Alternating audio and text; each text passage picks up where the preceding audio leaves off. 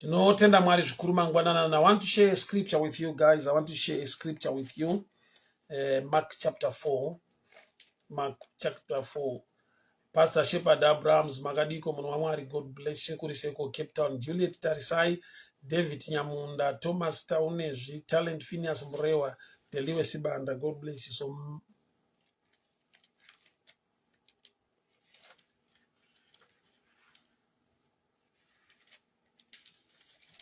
no tenda Mwari zvikuru mangwanani ano.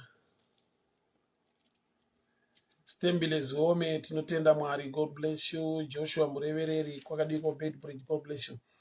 Mark chapter 4. Mark chapter 4. Mark chapter 4. Mark chapter 4 verse 8. Mark chapter 4 verse 8. And other fell on good ground, and did yield fruit, and sprang up and increased, brought forth some 30, some 60, some 100. And he said unto them, He that had ears to hear, let him hear. This is just a piece, a line, scripture, the parable of the sower. Zanzi mbeu yakanaka pakaiswa move on good soil. Yakakura, imwe ikava 100%, imwe ikava 60, imwe ikava 30. 3 categories. Zandondibate paushumiri wandina unasi. 3 categories. Mbeu yakanaka payakakandwawo paivura kanaka yakakura, asi yakava a difference. So ndandi ministry concerning the difference. Nokuda kwekuti neimwe nguva munhu muupenyu anogona kujajwa maringe mufamily maanobuda kuti vamwe vake vese vari successful, pane zvavakachiva muupenyu iye haana. Mumwe anogona kutarisa mukereke maanopinda, mumwe anogona kutarisa nyika yaanogara, zvidzidzo zvaainazvo, oona sekunge akasara, vamwe vaachiva, vamwe vabudirira. Onzwa a whisper of the devil yekuti unamate, dai wanyatsonamata, Mwari vaikubvisa level iyi, uite izvi, dai wanyatsoita izvi, Mwari dai vakakusumudza, dai Mwari vakachinja upenyu hwako, hausi serious. And even people will judge you kuti hausi kunamata zviri serious, because dai wanamata zviri serious, tarisawo palevel pauri, tarisa kuachiva kwakaita vamwe, iwo hauna chauinacho. Such things in life zvinouya. Vanhu vakadaro muupenyu variko vanotaura zviri negative concerning our lives.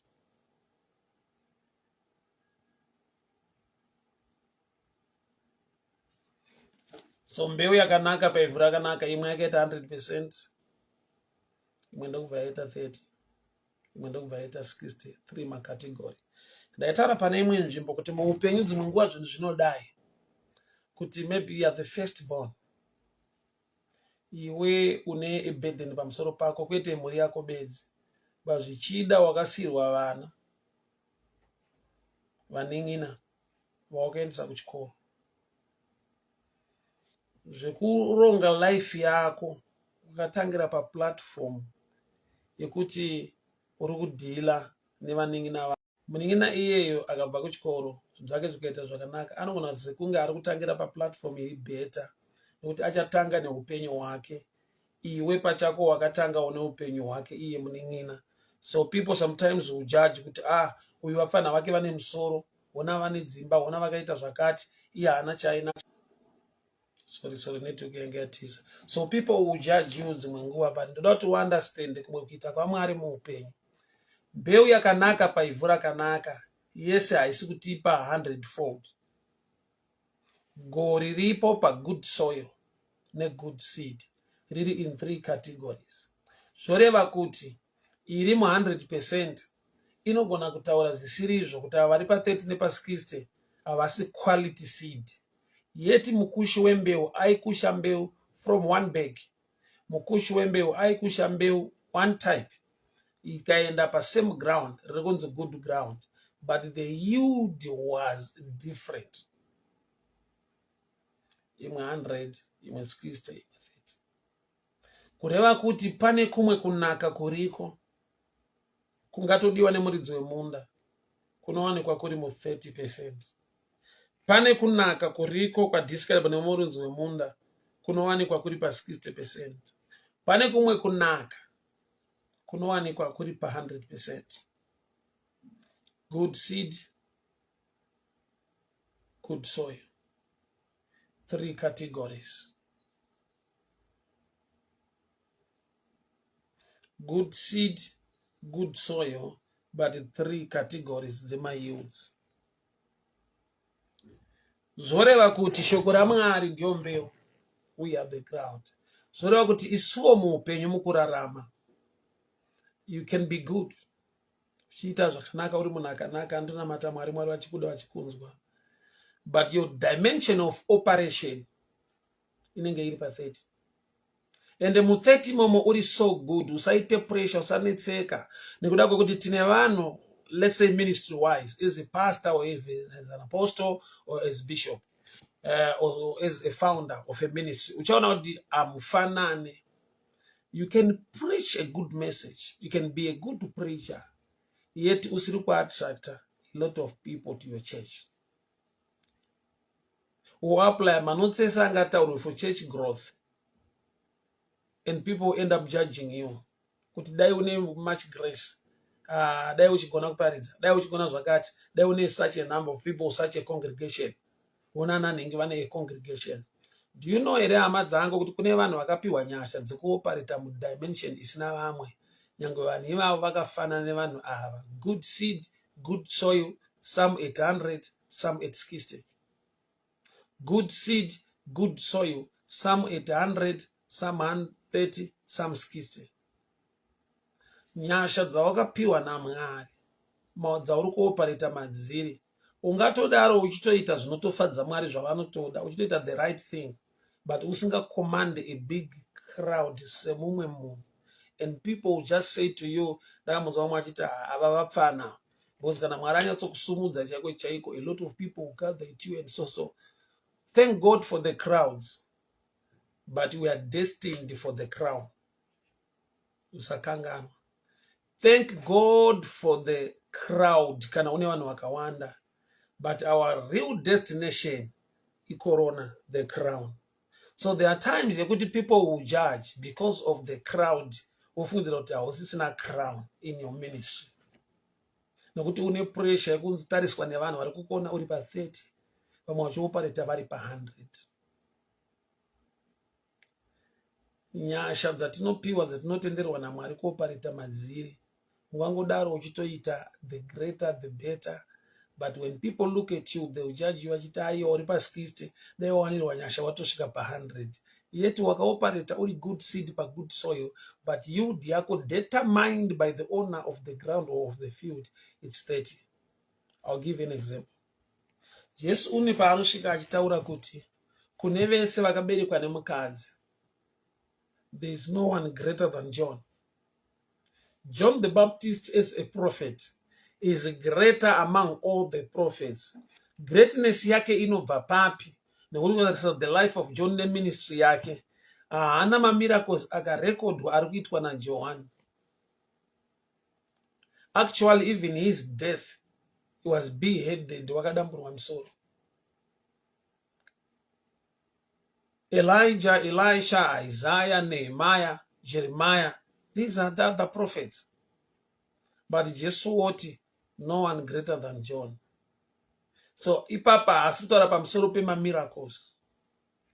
Akutaura pamusoro pekuachiva zvaakaunzirwa naMwari panyika zvipi. Nokuti Johani paanoona Jesu achiuya, anoti iro gwayana rashe rinobvisa zvivi zvenyika. He pointed people to Jesus. So denga rinorecognize greatness. Nokuti wapointa vanhu to eternal life, to salvation. But nyika inogona kuconsider a lot pa greatness. Saka Bible richiti panyika pakatendeuka mutadzi mumwe chete, vatumwa kudenga vanopembera. Yet chinhu chiri so outstanding mumese vanhu, miracles, prophecies. Munhu akaprofita is a big man of God. Munhu akaita minana is a big man of God. Munhu akaparidza parodi pakatendeuka vanhu 2, kudenga kunoitika pati.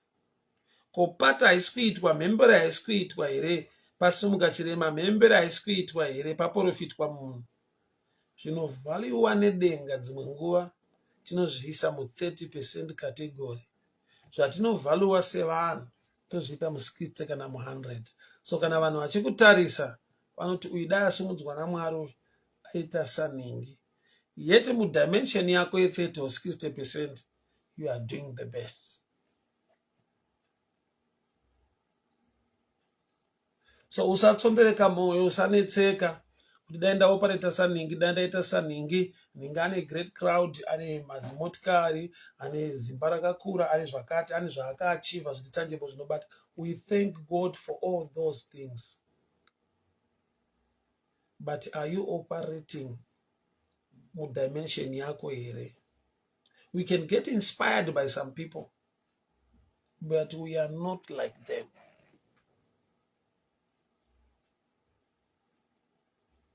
Samchiona example dzimwe nguva vanhu pavanotamba wrestling vanotonyora kuti vanotaura kana kunyora kuti don't try this at home. Why? Because when you get inspired wanakidzwa wrestling unototanga kufungidzira kuti newo zvamauri wototedzera uchiita. But those people waunenge uchitedzera vanhu vari well trained professional wrestlers. So you can copy what you see, but wotadza kukopa zvisingaoneki zvakaita kuti munhu ave a wrestler. Information iri behind. Dai Mwari vatibatsira, dai Mwari vatiitira nyasha. So God bless you. Thank you so much. Mwari vakuitire nyasha, Mwari vakuropafadzei, Mwari vakugonesei muzita raJesu Kristu weNazareta. Amen. God bless you, hama dzangu. God bless you. Mwari vakuchengetei, Mwari vakurirei, Mwari vakugonesei, Mwari vakupei nyasha muzita raJesu Kristu weNazareta. Amen and amen. Bye bye. Tosanganiswa zvakare mane. Munoziziva here kuti kune vanhu vekuti nyanga vakageza zvakadii mu relationship mwanano achigeza kana akageza zvakadii unonounzwa mweya usiri uchibva pari. Odo isiri kubva pakuti munhu ichapa. A demon can produce an odor yekuti munhu aofendeke abude mu relationship. Amene kana makambonzwa zvandiri kutaura izvi, kana makambosangana nevanhu vakasangana nezvandiri kutaura izvi, hygiene iripo, kurongeka kuripo, but unonzwa kuti munhu ichapa. There's a smell coming out pari. Munhu achidza ndatogeza 3-4 times zvamunoda kugeza kana kakawanda, but my demons are so tricked to that level yekuti munhu anogona kuva neodo, mweya kunhuhwa chaiko, iye ari munhu anogeza. Ndikutaura zvinhu zvemweya panapa. There is a smell inogona kutoproducwa nemunhu, kwete nekuti ichapa nemweya wetsvina. Kana mweya wekuti ade kurambwa abude mumarriage uri paari, dhimoni pacharo pane zvarinoita zvisina effort yemunhu. Mene kana makambozvinzwa izvi.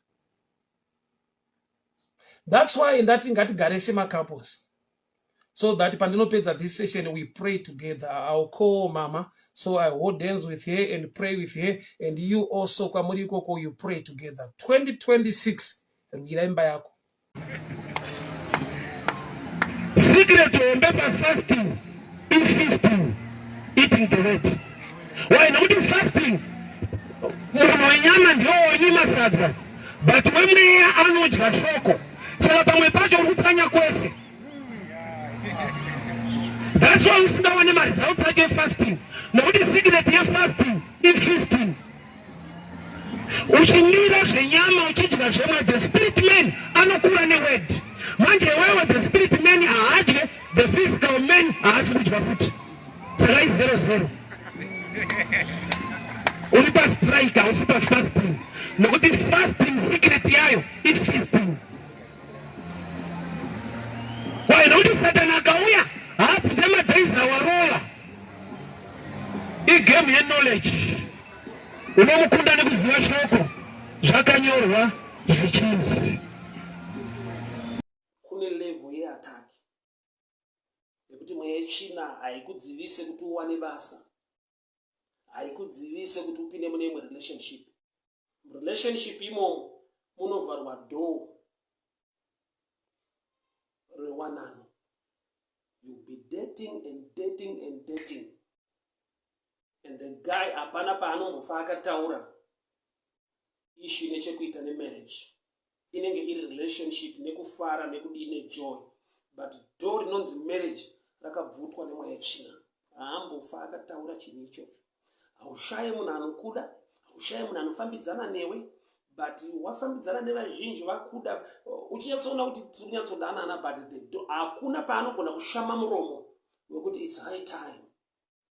Taroorana taita settle down. Door rinonzi marriage rakakwachurwa.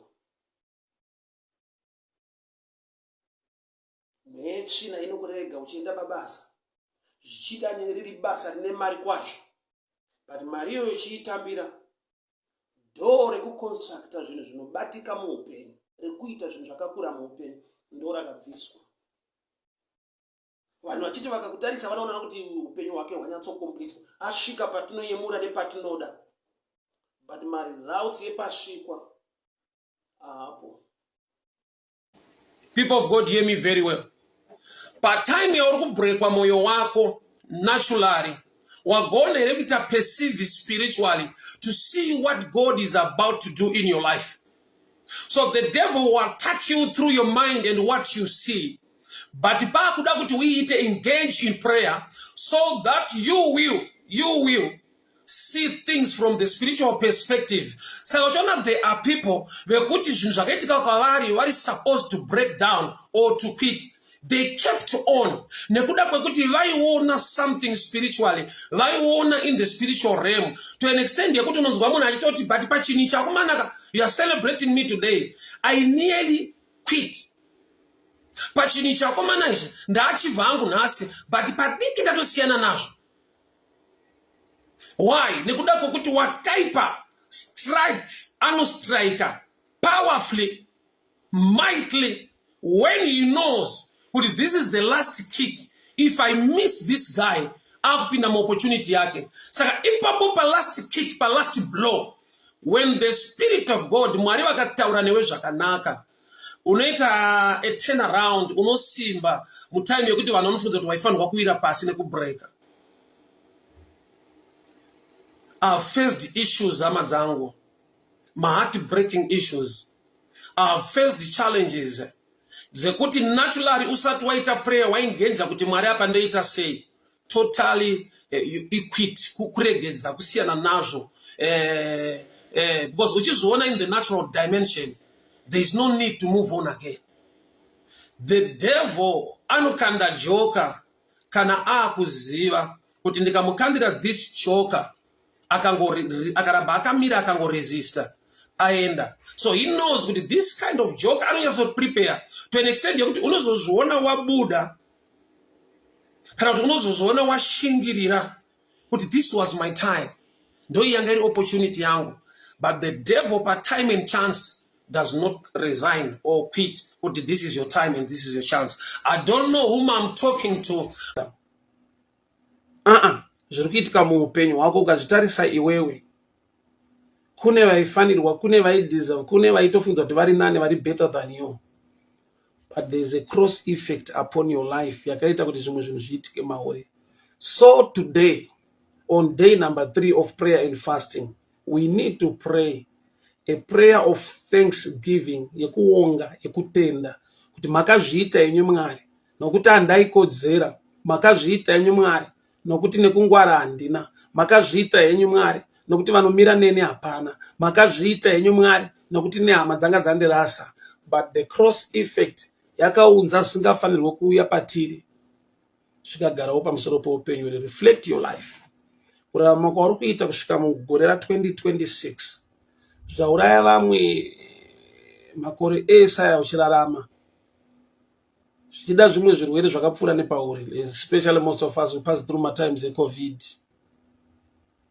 accidents anoitika mumigwagwa, nyangwe nendege dzinodonha, nyangwe nezvikepe zvinonyura, matambudziko akawanda muupenyu awira vazhinji, denga richitichengeta. isiri nyaya yekuti we are rightly positioned or we are intelligent or well connected, but that's the effect of the cross. Ndikunamata pamusoro pefavor mudikani, pamusoro peupenyu hwako. Ndoda kuti ubate musoro wako udeclare mukati merine gore kuti favor locate me. May favor rest upon my head. May the favor of the Lord and the blessing of the Lord be upon my life. Zvandichabata zviattract favor. Pandichafamba ndiattract favor. Kwese pandinosvika, pandichatarisa, zvandichafambira Mwari wangu, favor ilokete upenyu hwangu. SaMozisi akawanirwa nyasha ari muNile River, ari mutswanda, asi paakachema mwanasikana waFaro akanzwa tsitsi, Mozisi akachengeteka mumazuva erufu.